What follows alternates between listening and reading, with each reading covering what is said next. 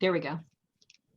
Welcome everyone to another edition of the curatorial shorts from the Columbia RBML. I am very excited today to welcome Alexis Hagadorn, who is head of the conservation program, and Karen Green, curator for comics and cartoons, who will be doing a collaborative talk on a unique object that was recently added to Columbia's graphic arts or cartoon collection. Today's talk is, as I said, about an unusual object. I remember when Karen showed me a picture of the prospective purchase who had been sent to her by one of her contacts. And it was both a book and an archive in one. So it was a codex that looked like a tower, to my eyes, at least 2 feet tall. So today's talk is exciting because Karen and Alexis are going to discuss how this collaboration unfolded, dealing with and figuring out a way to add this unique and very challenging object to the RBML collection. And I will just say very briefly, we have one more curatorial short of the fall semester, and that'll be next month. And we are inviting Rob Haberman back to talk about a new book that features John Jay and some of the papers from the Columbia exhibition that's up right now. So without further ado, I will turn it over to Karen and Alexis. Thank you so much, Lena, and thank you for letting us do this. I'm really excited to have Alexis as part of this. I'm constantly boasting about the virtues of our conservation lab and the amazing work that they do. So having Alexis, who runs the lab and is an extraordinary curator, here to talk about what she does and how she makes our collections more usable is really thrilling to me. So many of you know already what I'm talking about because I've been posting like crazy about the Persinger Scrapbook. I'll just give you a little background. And Alexis, if you want to put that GIF up, please feel free.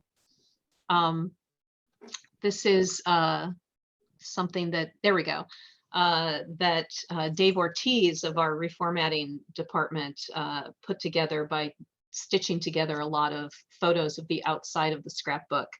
We're going to cover, these are short. The curatorial shorts are by their nature short, and we've got really 4 questions to answer. What is the scrapbook? How are we making it usable? What can it tell us? And what have we discovered since it arrived? Briefly, how it came to us is a kind of social media miracle. There is an Instagram poster, sculptor, collector named Eric Oglander, who posted about this object. And actually, if you could take that down for a second, I will show you how I first came across this amazing object. And it was on Eric's Instagram account. And I was tagged in the comments by a Facebook friend named Bucky. And she said, Karen, you should see this. And I immediately wrote to Eric and said, I see you're not selling it yet, but when you decide to sell it, would you consider Columbia? And he wrote back immediately and said he was interested. And I walked, it was still kind of the height of the pandemic. So I walked from Morningside Heights to Ridgewood, Queens, and to take a look at this amazing object. You can get a sense of just how large it is from Eric there. The quarter for scale is perhaps superfluous. It outgrew its back binding by several degrees. And it's both a scrapbook and a kind of almanac and diary and I don't know, it's a social history document.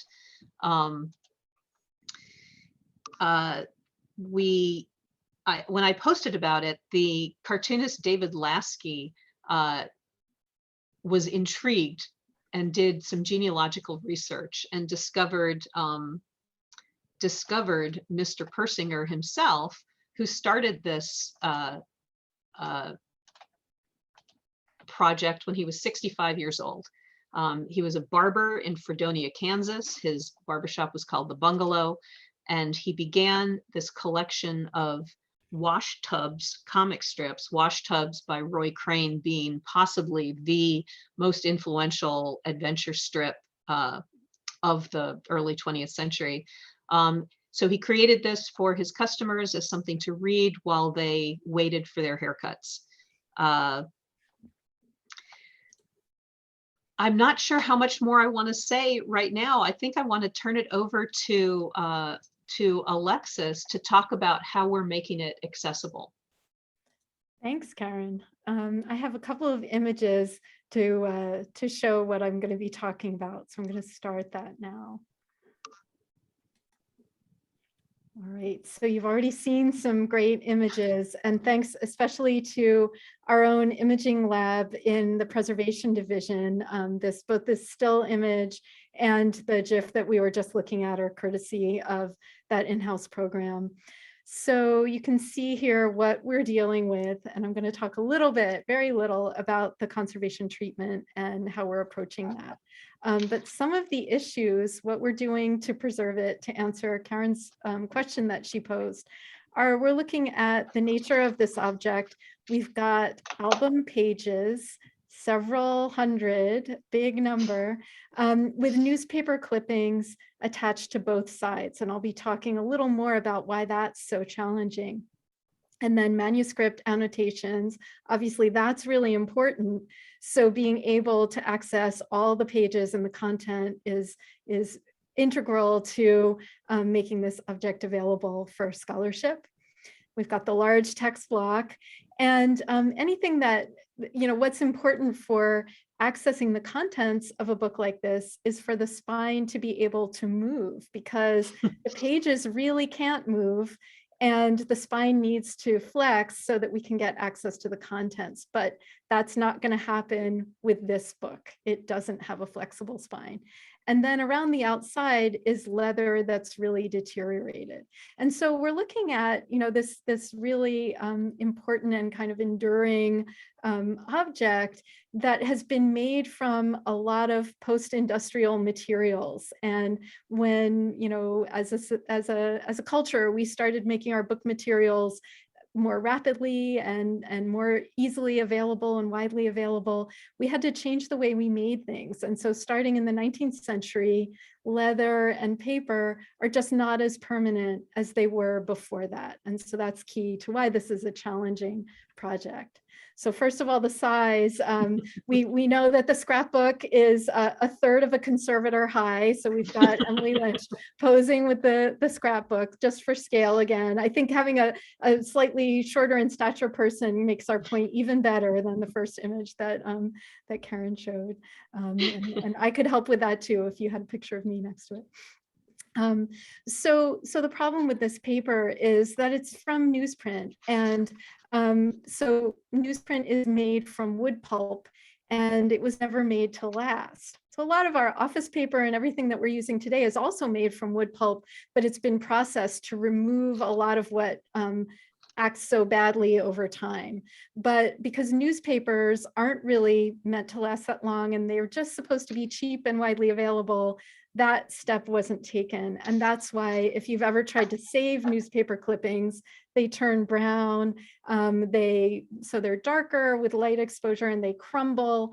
And in this case, we've got sort of a album page center between two layers of newsprint, like a sandwich where the newsprint is the bread. And that makes it really challenging to think about trying to preserve the pages, to make extensions or fill in losses like in these corners over here is much harder because we have to lift up that delicate old material. And then we have the problem that the spine also doesn't flex. So it leaves me wondering if only I could do something about this problem. And you can see, some of the tangled edges where even some of these annotations are not visible because it's just been so lovingly used over the years. So we have solutions for this, and they're regularly used in conservation. So I'm just going to step away from the scrapbook for a moment just to look at a different project that we worked on in conservation on another one of RBML's items. And this is also a challenging treatment in its way. There's a chalk drawing on artist paper, and it's cracked where it was folded over the years. There's another drawing on the other side. And our normal way of treating this, we would use for the scrapbook pages or for the Stettheimer drawing pages, which is to use wheat starch paste adhesive and long fiber tissue to repair over where paper needs to be supported or rejoined. And so in this really transformative treatment, Morgan Adams was able to do this for our Stettheimer sketch after. So yeah, thank you. Big round for Morgan. After many different instances where we knew people wanted to use it or exhibit it, and that works really well. It was challenging to do, but what's easier about this is what we're trying to do here is relatively straightforward. We know we have a break and we're going to rejoin it, and ultimately we can aim for a relatively pristine result. And what's challenging about the scrapbook, if I can I'll go back to that, is that we want it to be legible. We want it to be strong and easy to handle to the extent it can be handled without over treating it, both because that treatment would take an incredibly long time, but also because we don't want to fundamentally change what it is. There are a lot of things we could do, but what should we do? And Karen and I spent a lot of time kicking this around, didn't we? And maybe that's something we could just talk through, sort of what some of the goals were. But I'll just show you how I'm approaching mending these pages, and then maybe we can get on to that. So we have to be able to lift some of the fragile areas. So, sometimes using a scalpel or another implement to lift something up so that we can join on underneath it. There were a few pages that were really damaged at the beginning of the text that were loose, so they were easy to take out and reinforce. And you can see in this lower image that just like with the tissue mend that I described for the Stettheimer, the same tissue is being employed, but just toned in this case to match the album pages a little bit. So here's some of the toned tissue, and we tear out really small bits of that and apply our adhesive and place that over cracks or anywhere that we need to reinforce, and then put it under a little weight, a light weight to dry. So we're reinforcing any areas that are weak, unfolding material where texts are hidden, and any lifting corners, but we're stabilizing and not restoring the entire volume, these pages. So here's that one problem page, and we could just look at some of the improvements that this curled up area, now you can read a date. You can see some of these annotated lines. I don't know what the technical term would be, squiggles, maybe the squiggles. Maybe squiggles. and yet where there are losses, I'm not trying to fill those in unless I feel like it's necessary to handle the book. And maybe, that's an area where Karen and I can discuss a little more. And here's another area on that same page where you can see, this laminated layer was folded over, and all it takes is a little dab of paste to put it back down, and a little more work here. And this actually says I.A. Persinger, just like we saw on the portrait that Karen showed. And we can read that now, but we'd never say that this looked new or restored. It's just stable so that we can handle it and read it. And that's basically our goal. So we can see a before and after of the first page where it's certainly not looking pristine. We know that it's an old and lovingly used page. And I'll just end in Persinger's own words that we're going to remember this book and handle it with care. I love he wrote all over it, handle with care. It did. It was interesting to hear your comment about that people in his barbershop would be allowed to handle it, because that maybe is the audience he was talking to. But I was going to invite you, Karen, to say a little more about our choices in how to handle the book and what our goal ended up being for the project. Sure. When we got the book in hand, when Eric very kindly brought it to us, and I had a chance to sit with it and talk with Alexis, what our goal was an important discussion. Did we want people to be able to read it as a book, which was what my initial assumption was. But the more time we spent with it, the more we realized that was not a practical assumption. So we wanted to be able to make it accessible, the content, but preserve its artifactual value. So the goal became disbinding it, digitizing each page, and then reassembling it in its not restored but stabilized state. We do digitize a fair amount of material that is in copyright, as these wash tub strips are, because they're post 1923 or 1924, I believe it's now the cutoff. And that material is made accessible in library use only on a special laptop. But I wanted this to be more widely accessible, and I was extremely fortunate to be able to reach out to Andrews McMeel, which now holds the copyright. They bought the syndicate, which initially held the copyright for wash tubs, and they gave us full permission. So after this is digitized, it will go into a queue to become an ebook, which you all can page through yourselves. I'm going to show you just a few more photos to give you a sense of really how extraordinary this work is. So this is a shot of the cover. Again, it says "Handle with Care," 1928, authorized by I.A. Persinger. And authorized is spelled A-U-T-H-E-R-I-Z-E-D. And what you'll find as you go through this is that the spelling on Persinger's part, but also on many of his customers' part, is creative. Let's say it's creative.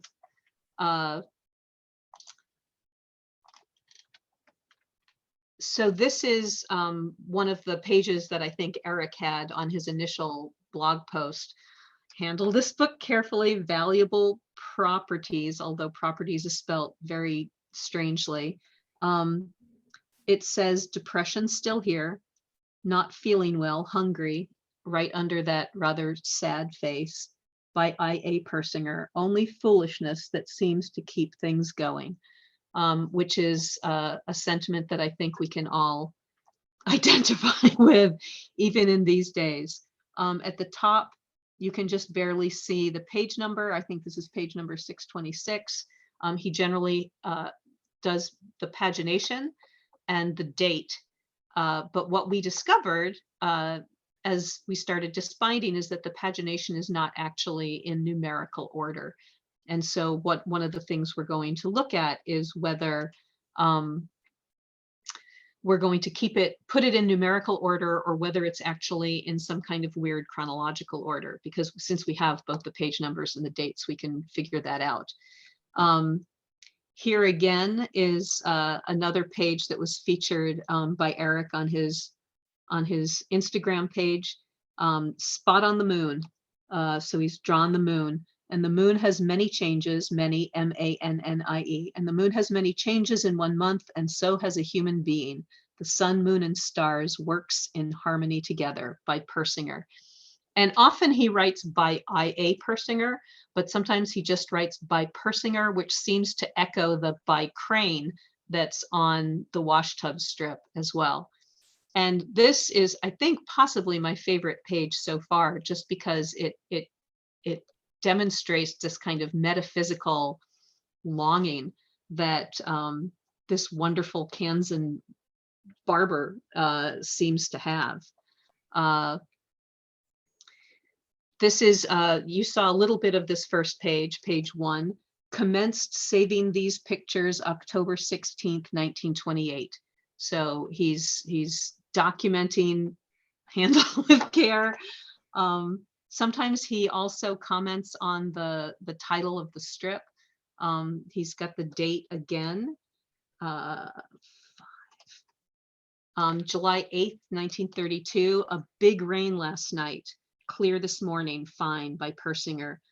This date is July 14th and no rain since the 8th, which, you know, in a rural agricultural region was probably something that was watched quite carefully. So that's why I say this thing almost has an almanac quality to it, as well as a diary and a social history. He invited his customers to write. Sometimes they would take entire pages just with their inscriptions. These also are sometimes like the sort of things that you see in autograph books from like the 20th century. They're often kind of doggerel or little couplets. Mr. Persinger, December 6, 1928, when you get old and cannot see, put on your specs and think of me. Your friend, Naomi Fairchild. And there's a lot like this, and it's so charming, and it's just like a little periscope into this community.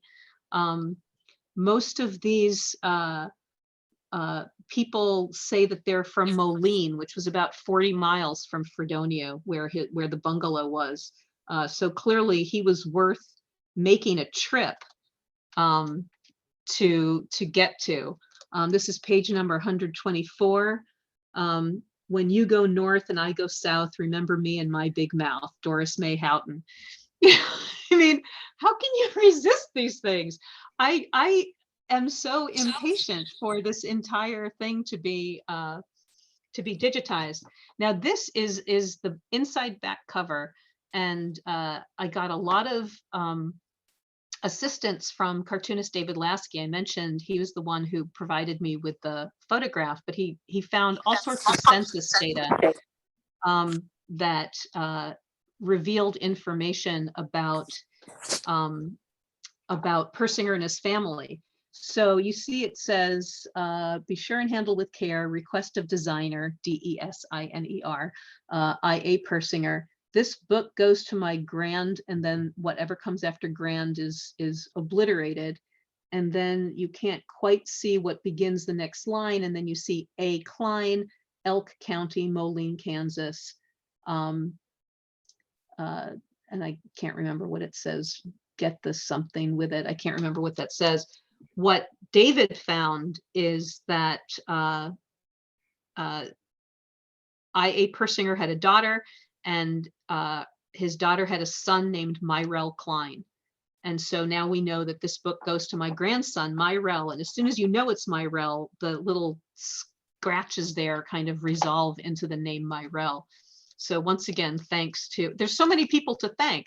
I left out Maggie Thompson, the amazing Maggie Thompson, who donated the funds that made the conservation possible at all. So it's kind of a social media miracle that this thing even exists. I think I'm going to stop. I'm going to save one last photo for the end. So I'm going to kind of discuss what can it tell us, and maybe Alexis, who has now probably seen even more of it than I have, can add. You know, we've already noticed, we can see social networks. We can see how far the kind of the customer base of the bungalow barbershop of Fredonia, Kansas spread. We get a sense of reactions to current events. We get a sense of what the weather was. We get a sense of what was important to the people in Fredonia, Kansas.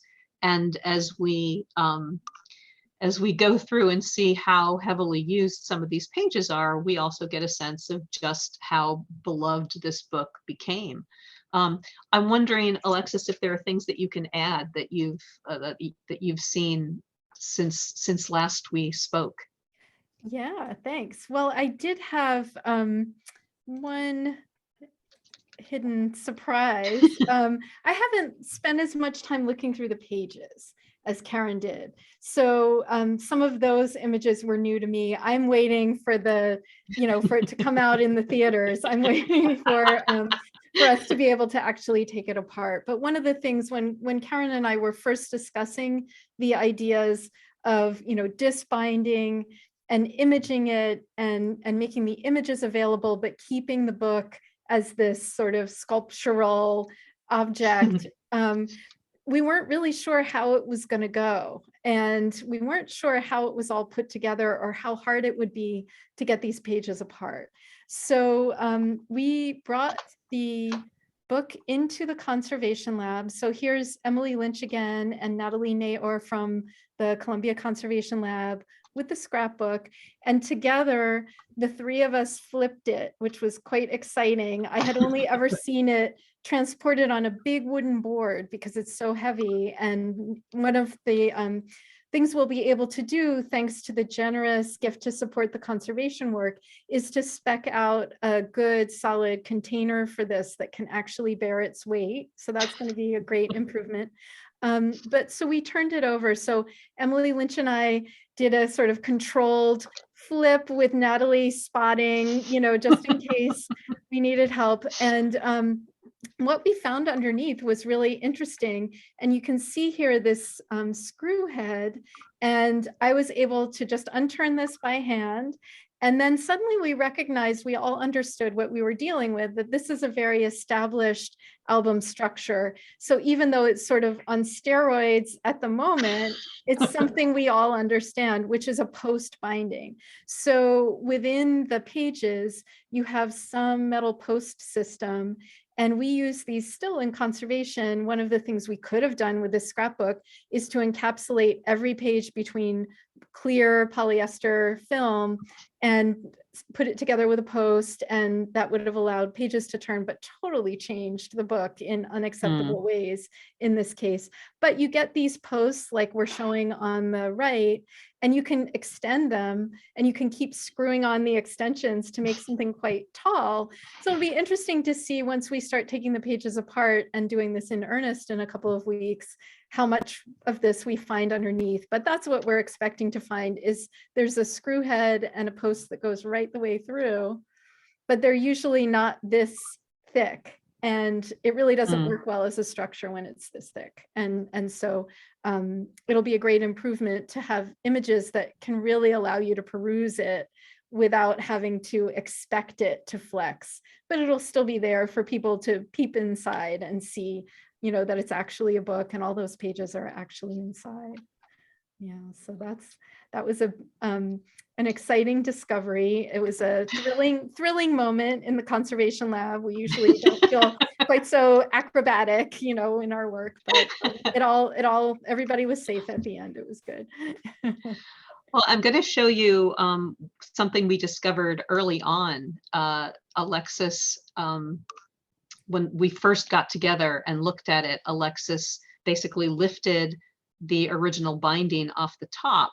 And what you can kind of sense is, so it was originally in this leather scrapbook, and then it grew. And so he let the back of the scrapbook kind of fall down as a new spine, but then it grew past that. So there's another piece of leather underneath, and he's bored holes in both the back cover and this bottom piece of leather and added string, which has now become disconnected, but he was trying very hard to keep this thing bound and keep it usable.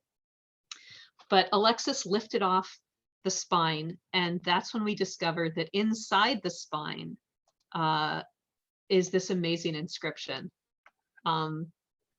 Dear friends of mine, please write a line in this little wash tub's book of mine. Help me keep you in my mind. Remember the robin, remember the dove, remember the night you fell in love. Oh Yeah by A. Persinger, Barber.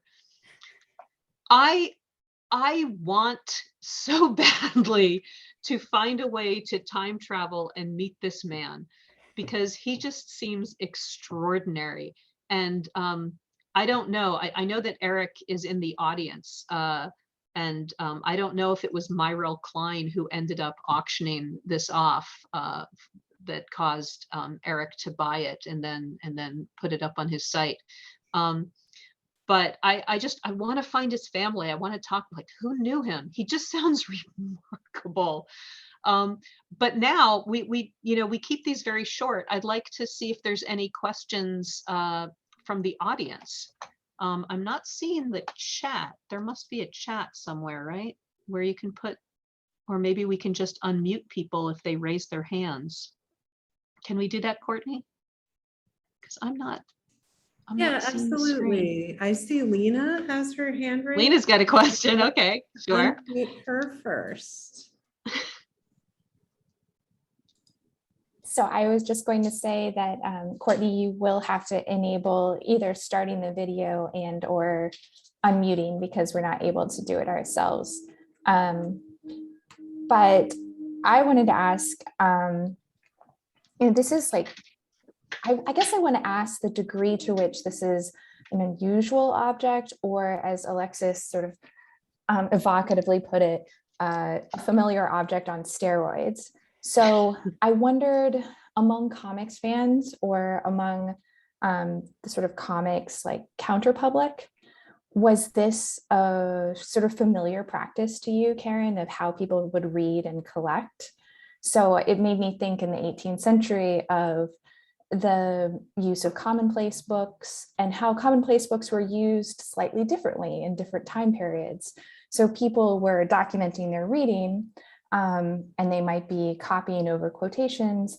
And in some time periods, they might be sort of writing with the quotations. In other styles, it would just be, strict quotations, no sort of personal, ornamentation or input.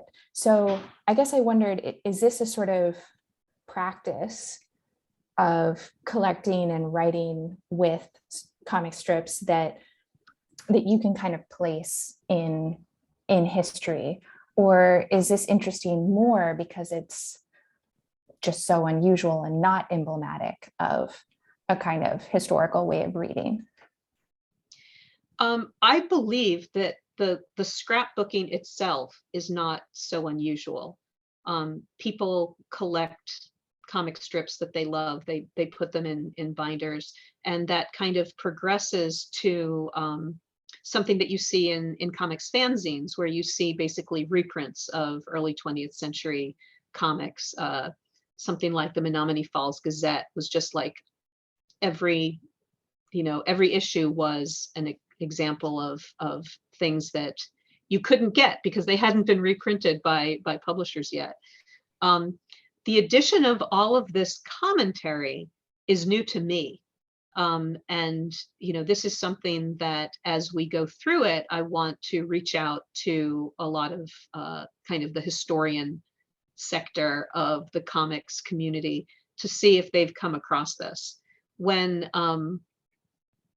Eric gave us the price, I had to ask in order, it's kind of an obligation for rare books if you are buying something at auction, or it's like through a non-market, you have to come up with a justification for that price. So he sent me close to a dozen different listings from auction houses of scrapbooks. Not for the most part comic scrapbooks, but just scrapbooks, some of them annotated, some of them not, from the late 19th century through the mid 20th century. Nothing like this thing. I mean, this, in my experience, which is still narrow, I would say, this is unprecedented. But I am looking forward to talking to more people in the community as we uncover more about this book, to see if this is a practice. I was showing this to a friend at dinner the other night, and she said, "There's no way this is the first thing he ever did." And that made me think, how do we find out what else Mr. Persinger might have worked on? But I'm okay with just dealing with this particular artifact for now. I don't know, Alexis, have you seen anything like this in your travels? No, I have to say I haven't. And I thought of the same example of the commonplace books that Lena mentioned, but I Right. certainly haven't come across it with, comics and 20th century scrapbooks in the same way. Yeah, very interesting. Cool. Yeah. I see Michael and Benoit both have their hands up. I think Michael Should I was be first. unmuting people? Courtney, are you going to be unmuting people? Everyone should have the power to unmute themselves now. And Oh, the order in the participant list is the order the hands were raised. So I had asked Michael to go first and then Benoit. okay. Hi, Michael. Hey there.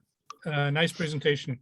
Thanks. So 3 comments now. Yeah, comic scrapbooks are really common. Karen, our mutual acquaintance, Warren Bernard, has about 10 or 15 of them, as well as Joy.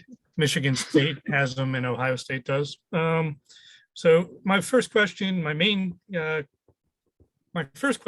there just one strip in there, or did he alternate some other stuff in there? It's, from what we can see, it seems to be entirely wash tubs. And Wow. and the spine, the original spine, says story of wash tubs, and as like the title of the book. And of course, in that inscription on the back of the spine, he says, "This little wash tubs book of mine." So Okay. it's pretty solidly wash tubs. Okay. And then my main point is, at a certain point, this seems more like outsider art than it does a scrapbook that's meant to be read. And I was wondering if anybody has reached out to anybody in that community to see if there are similar things. Really good question.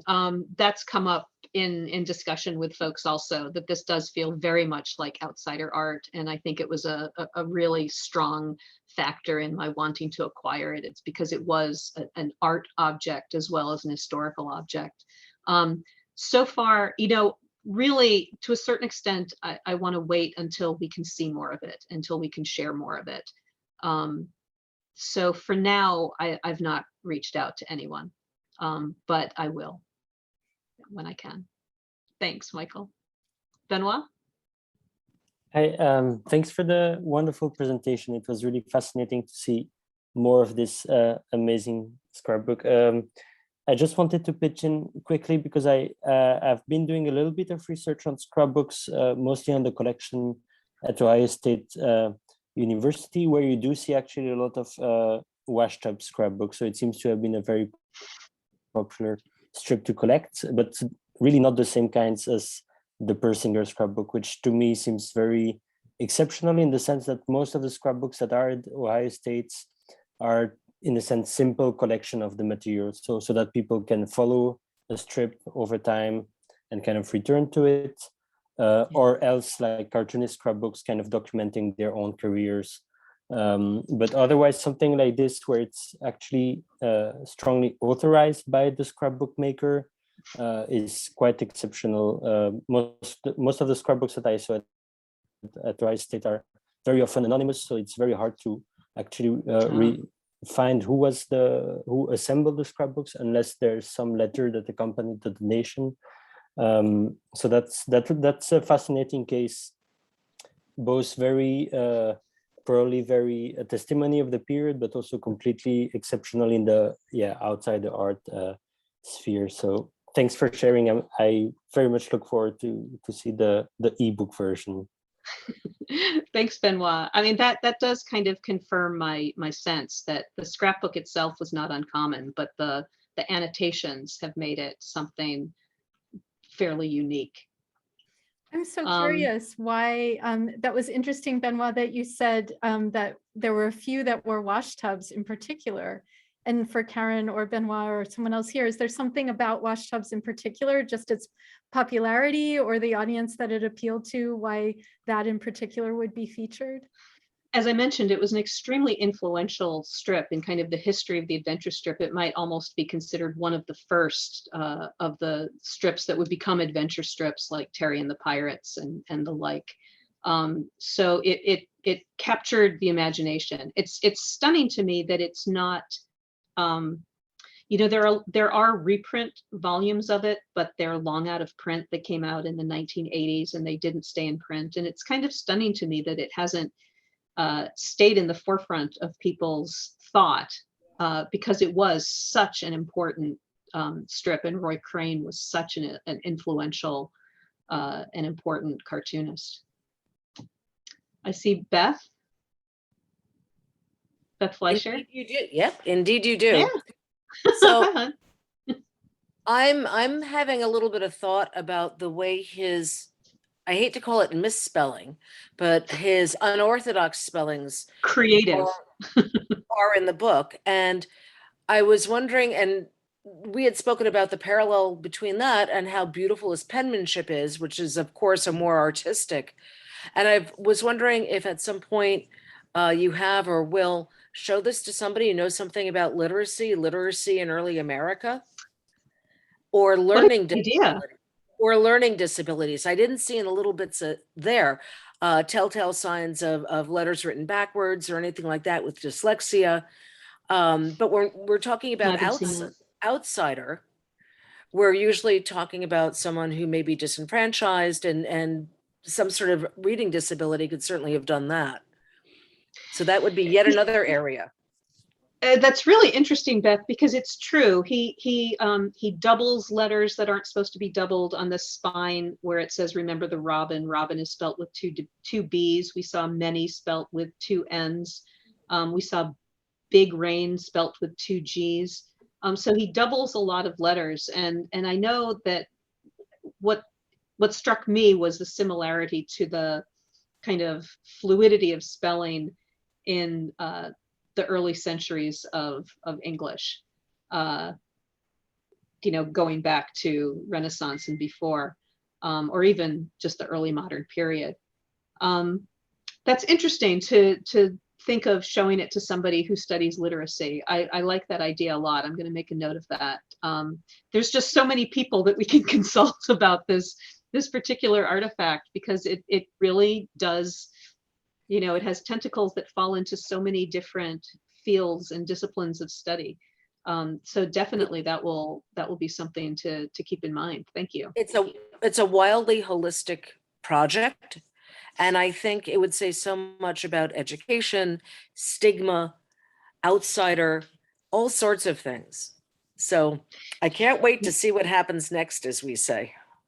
It's interesting because that photograph of Persinger at the beginning is from a newspaper clip that says that he's just been elected probate judge. So that is something that you would consider or potentially assume would be something for someone who had learning, education, training. Right. But I don't know. I don't know what probate judges in the 1930s were expected to know or to have at their disposal. So yeah, that's definitely an area for exploration. Thanks. Anyone else? We're kind of coming to the end of the time period for our traditional short. So if there are no other questions, I will thank you all.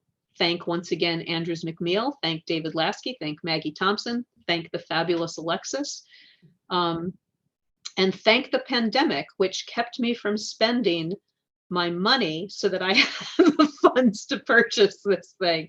See, there's a silver lining in the darkest cloud.